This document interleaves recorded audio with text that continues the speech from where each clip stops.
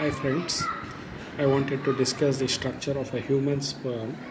The human sperm was for the first time seen and studied by Antony van Leeuwenhoek.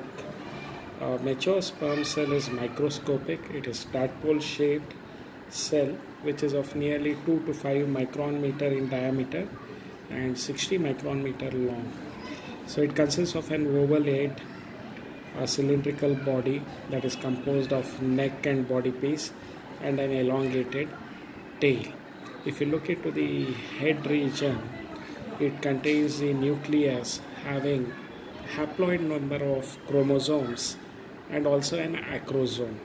Acrosome is formed of Golgi bodies containing hyaluronidase proteolytic enzymes which helps in the dissolution of egg membrane.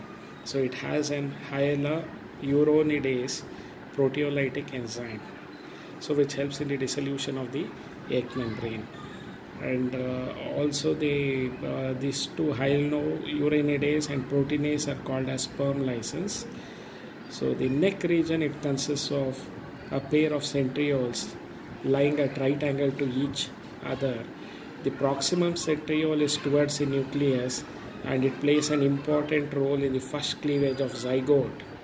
And the microtubules of the distal centrioles, they elongate during the development of sperm, and they are found in the entire length of the mature sperm, forming the axial filament of the tail or flagellum.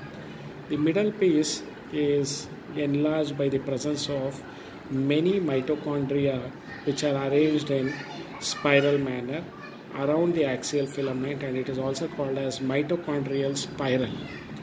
Mitochondria carries out aerobic respiration and they produce ATP as a source of energy which is utilized for the movement of sperm tail, and it allows the sperms to swim at about 1 to 4 millimeter per minute.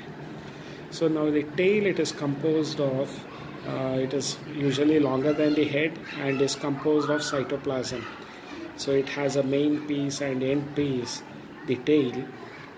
So it is several times longer than the head and is composed of cytoplasm, which I have already told about. So axial filament or axoneme occurs throughout the tail.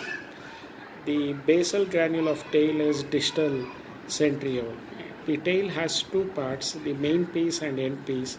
The main piece has the covering of cytoplasm, while the end piece consists of a naked filament alone and it lacks cytoplasm.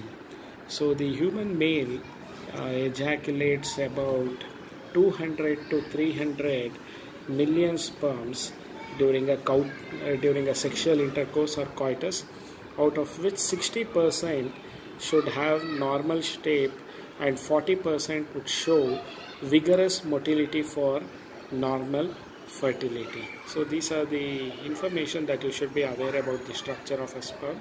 Many times they have asked for 4 marks or 5 marks, a NEET label diagram of the human sperm. So this is what you have to remember about the structure of a sperm. Thank you.